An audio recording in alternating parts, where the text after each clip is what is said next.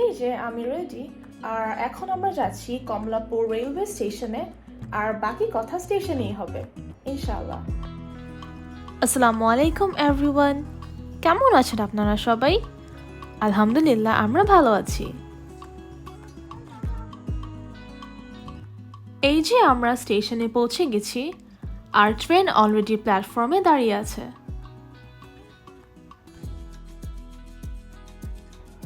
বলেন তো আমরা কোথায় যাচ্ছি? আমরা যাচ্ছি খুলনাতে। আবর্জনা নির্দিষ্ট ডাস্টবিনে ফেলবেন। ঘড়িতে এখন বাজে রাত 8:15, আর ট্রেন অলরেডি ছেড়ে দিয়েছে। ঢাকা থেকে এই ট্রেন রাত 8:15-তে ছাড়ে, আর খুলনাতে পৌঁছাতে পৌঁছাতে 11:40 বাজে। As far I know, this train has stopped in 6 stations. এই যে আমরা অলরেডি কফি নিয়ে বসে পড়েছি। যতটুকু জানলাম, সপ্তাহে 6 দিন এই ট্রেন চলে, অনলি মানডেতে ক্লোজ থাকে। আমরা অলরেডি খুলনার কাছাকাছি। এইবার আমরা একটা বাজেট ফ্রেন্ডলি হোটেলে থাকবো ইনশাল্লাহ। আশা করছি আপনাদের কাছে ভালো লাগবে। স্টেশন থেকে হোটেলে আসতে আমাদের সময় লেগেছে 30 মিনিটের মতো।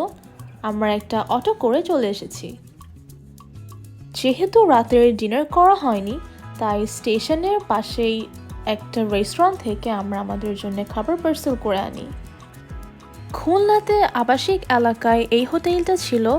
একটা বিল্ডিংয়ের 2টা ফ্লোর নিয়ে এই হোটেল। গুগলে যাত্রা flagship Khulna city centre search করলেই পেয়ে যাবেন। রিভিউ ভালো দেখে আমরা বুকিং করে নিই, আর আমরা এবার একটা বাজেট ফ্রেন্ডলি হোটেল চাচ্ছিলাম। রুমের সাথে কমপ্লিমেন্টারি ব্রেকফাস্ট ছিল, আর এটা হচ্ছে ওনাদের রিসেপশন। আসসালামু আলাইকুম এভরিওয়ান, এটা হচ্ছে আমাদের খুলনাতে এবার বাজেট ফ্রেন্ডলি একটা অ্যাপার্টমেন্ট। হ্যাঁ, আমরা লাস্ট টাইম ছিলাম খুলনাতে হোটেল ক্যাসেল সালামে ছিলাম। ওটা খুলনাতে প্রথম সারির যে হোটেলগুলো তার মধ্যে একটি। আপনারা সবাই ওই লাস্ট টাইমের ওই ক্যাসেল সালামের ভিডিওটি খুব পছন্দ করেছেন, বেশ অনেক ভিউ হয়েছে আলহামদুলিল্লাহ। আপনারা যারা এখনও ওই ভিডিওটি দেখেননি, আপনারা চাইলে দেখে নিতে পারেন। আমরা ইনশাল্লাহ ট্রাই করব ডিসক্রিপশানে ওইটার লিঙ্ক প্রোভাইড করার।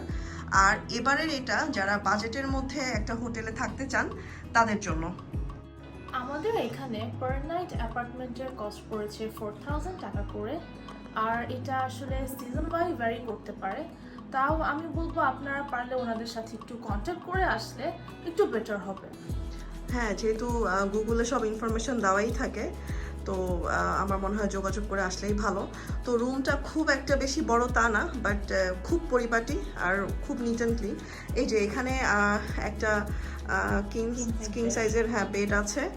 এই তো বেড আছে, এখানে কাপড় চোপড় রাখার ব্যবস্থা আছে। এ পাশে একটা বারান্দা আছে, বাট বারান্দায় যাওয়া হয়নি কারণ ওইরকম কোনো ভিউ নাই। ওইটার ওই পাশে আরেকটা বিল্ডিং। আর এই যে এখানে টেবিল আছে, একটা টিভি আছে, যা যা থাকে আর কি মোটামুটি বেসিক, বাট খুব নিট অ্যান্ড ক্লিন। আশা করি ভালো লাগবে আপনাদের কাছে, কারণ আমার কাছে মনে হয় যে এই বাজেটের মধ্যে এরকম একটা রুম পাওয়া ভালো ভালো একটা ডিল, যেটা আমাদের কাছে ভালো লেগেছে, ঠিক না? হ্যাঁ, এই তো। আর এখন আমরা যাচ্ছি কাচ্চি ঘরে। এটা হচ্ছে খুলনাতে খুব ফেমাস একটা রেস্টুরেন্ট। এখানে আসলে আমরা মোটামুটি চেষ্টা করি প্রত্যেকবার একবার হলেও ওই রেস্টুরেন্টে যাওয়ার। ইনশাল্লাহ রেস্টুরেন্টে দেখা হবে। আর এই যে এটা ওয়াশরুমটা বেশ নিট অ্যান্ড ক্লিন ছিল।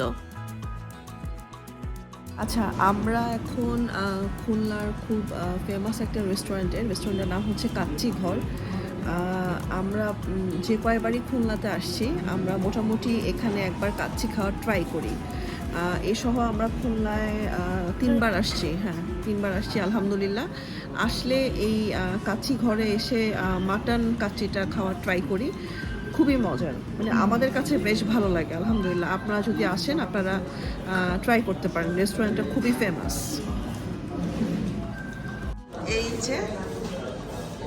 এই যে আমাদের কাচ্চি। আশা করছি আমাদের এই ঢাকা টু খুলনা ভ্লগটি আপনাদের কাছে ভালো লাগবে। আর যদি কোনো ইনফরমেশন জানতে চান তাহলে প্লিজ কমেন্ট বক্সে কমেন্ট করবেন। And if you like our today's video, please like, comment, share and subscribe to our YouTube channel. Stay tuned with Zana Islam Tultuli. Stay safe till then. Allah Hafiz.